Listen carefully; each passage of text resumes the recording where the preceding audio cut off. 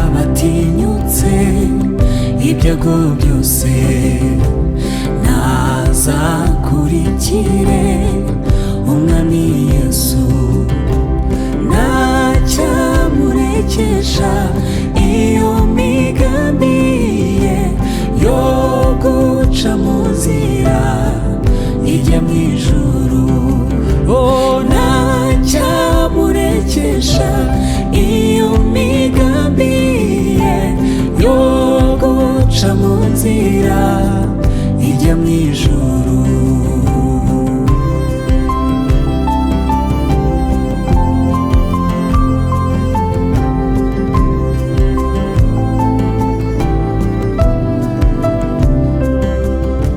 Mwaramutse bene data, Kristo Yesu nakuzwe kandi ashimwe ahimbazwe.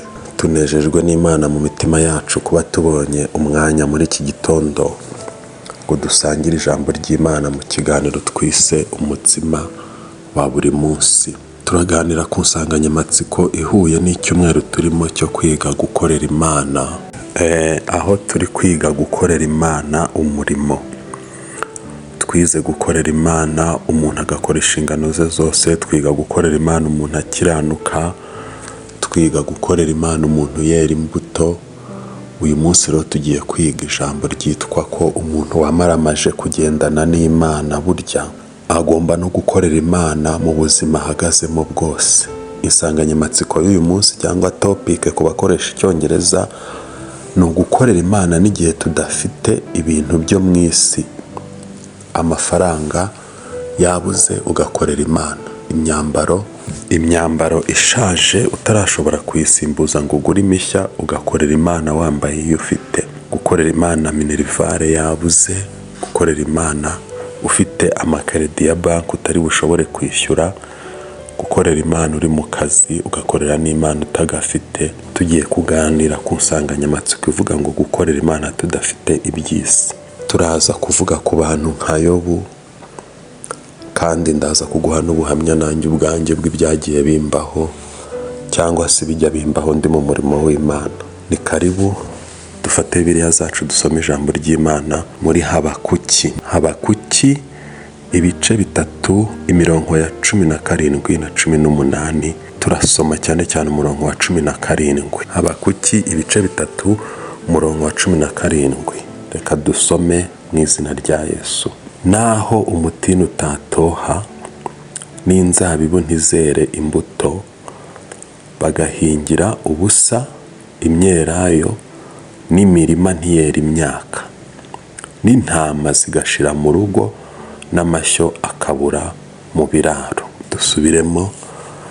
Naho umutini utatoha n'inzabibu ntizere imbuto, bagahingira ubusa imyelayo n'imirima ntiyera imyaka, n'intama zigashira mu rugo amashyo akabura mu biraro. Nta kabuza ko nishimira Uwiteka nkanezererwa izina ry'Imana y'agakiza kanjye. Mwene data unteze amatwi muri iki gitondo cyangwa uyu munsi, unyumvise ku manywa cyangwa ku mugoroba cyangwa nijoro, bitewe n'igihe ubonera umwanya wo kumva ijambo ry'Imana no gusenga. Imana ikeneye abantu bayo. Abantu b'Imana ni abantu baboneka ku manywa, bakaboneka nijoro, izuba ryavuye bakaboneka, ariko n'imvura yagwa bakaboneka, imiyaga yahuha bakaboneka. Ntabwo ari abaprofiteri cyangwa abaprofiteze mu kinyarwanda cy'ubu, niba nta kiti cy'imihanda, abantu bita ngo abakuzi b'ibyinyo. Hari abantu mugendana ari ikintu bagushakaho, amafaranga yashira bakagucikaho. Imana rero nayo ntabwo ishaka abaprofiteze cyangwa se abakuzi b'ibyinyo. Nubwo Imana yidashira, ihora ifite ibyo gutanga, ahubwo Imana ishaka abantu bayikorera no mu gihe iby'isi bitameze neza, bitabonetse. Urarwaye, korera Imana. Urarwaje, korera Imana. Ufite amafaranga make, koraho urye make, uhe n'abandi batayafite, abakene. ipantaro 3 tanga imwe usigarane 2. Iyo ni Imana niko ivugana nawe.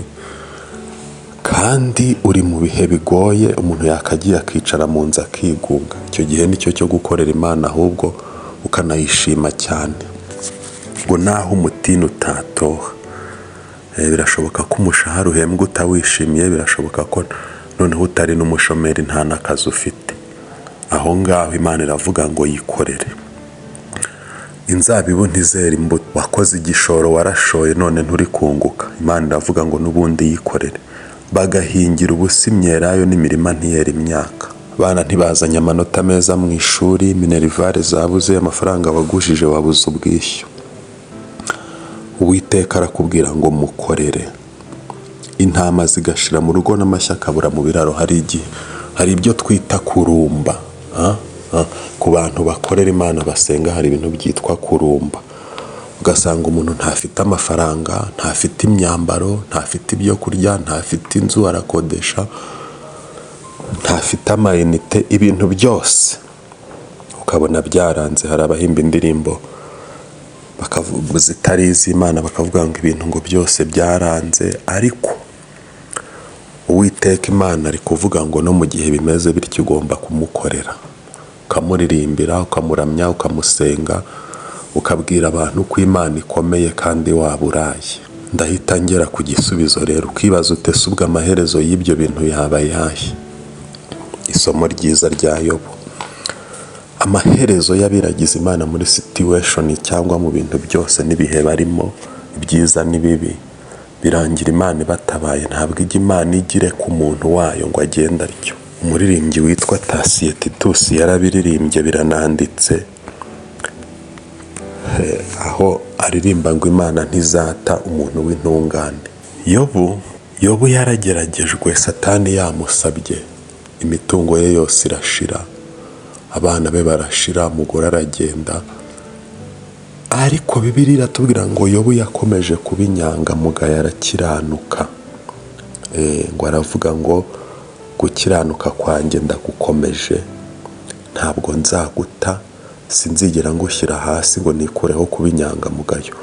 Aravuga ngo umutima wanjye ntuzagira ikintu nshinja nkiriho. Yarakiranutse, Satani atsindirwa imbere ye, izuba riva, Imana nayo iremera ishyiraho tike. Iravuga ngo ufite umuntu mu isi unyubaha kandi agakiranuka, atari ukubera ibintu. Ya profit twavugaga cyangwa gukura ibyinyo, Yobu yagaragaye nk'inshuti y'Imana.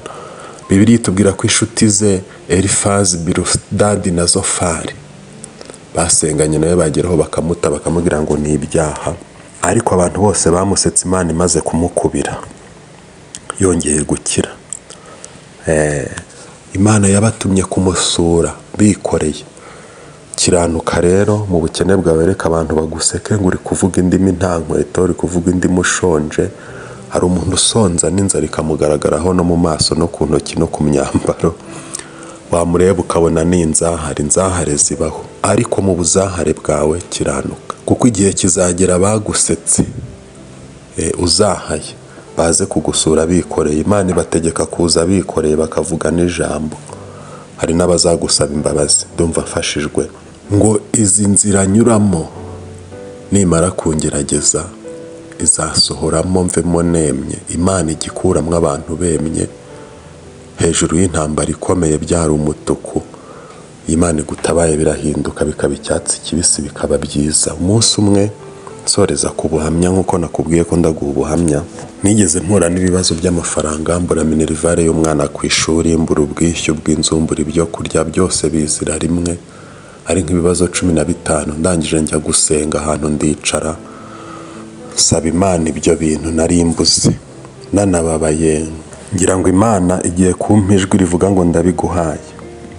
Yampaye ijambo rivuga ngo tureke kwifuza iby'ab'iyi si, kuko ngo isi izashirana no kwifuza kwayo, kandi tukaba tutazi umunsi n'isaha, kuko umwami wacu ari hafi kuza. Irambwira ngo tureke kwifuza nk'abo mu isi, kuko igihe cyo kuyibamo ari gitoya. Ibi birasobanura iki rero? Ntabwo Imana izatwima ibyo dusaba, izi ko turi mu isi hakenewe ibirayi, hakenewe inkweto, hakenewe amafaranga, hakenewe amatike yo gukora ingendo, ivugabutumwa, kujya ku kazi n'ibindi, minerivare z'abana n'imyambaro izabiduha. Ariko irashaka ko twongera guhamya no kwizera ko Imana ishobora byose, kandi tukemera kuyikorera n'igihe dukennye, tukamenya ko iby'isi bizasigara mu isi, ariko kuyikorera no kugendana nayo bizaduherekeza.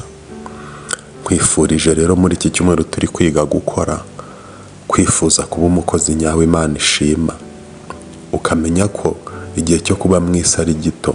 Nta muntu nkibona urenze imyaka 100, uyirengeje nawe ntago wamuha ingeri y'igiti ngo ayikorere, aba ari aho asigaye atwawe n'abandi. Imyaka rero uko wakwitwara kose mwene data, igihe kizagera imyaka yange, bajye bagutwara, bajye bagusunika, bajye baguterura, bagukenyeze, ariko umurimo wakoreye Imana uzahora wibukwa, agaciro wahesheje Imana kazaguhoraho, amavuta yo gukorera Imana umurimo no kuyihimbaza bizandikwa, amazu azasigara mu isi, amafaranga azasigara mu isi, ariko umurimo wakoze ukawukorana urukundo n'ubushake, waba wariye waba ushonje, uwukwanditseho uzaguherekeza eternal life cyangwa ubuzima bw'iteka. Uwo murimo uzicarana nawo, amakamba yawe nta wundi uzayambara, amaranka yawe nta wundi uzayafata. Nkwifurije rero gukorera Imana igihe cyose. Uhaze kora, ushonje kora, ukennye kora, ukize kora, ufite akazi kenshi aba ari bwo ahubwo ukorera Imana cyane.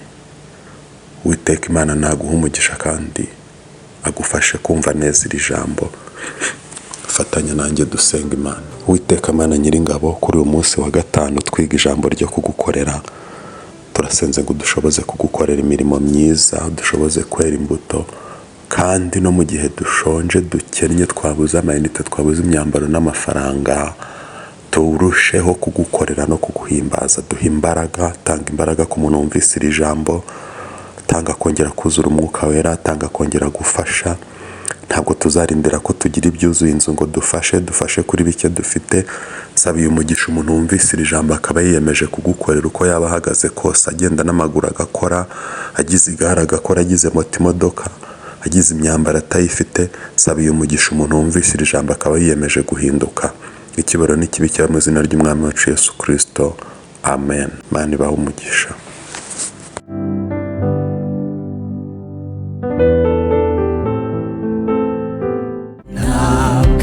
Zacogozwa n'incamugongo, abazimubwira nibo bazagwa. Abanzi be bose nibamugarura mu nzira y'isemo ijya mu ijuru. Abanzi be bose nibamugarura mu nzira y'isemo ijya mu ijuru.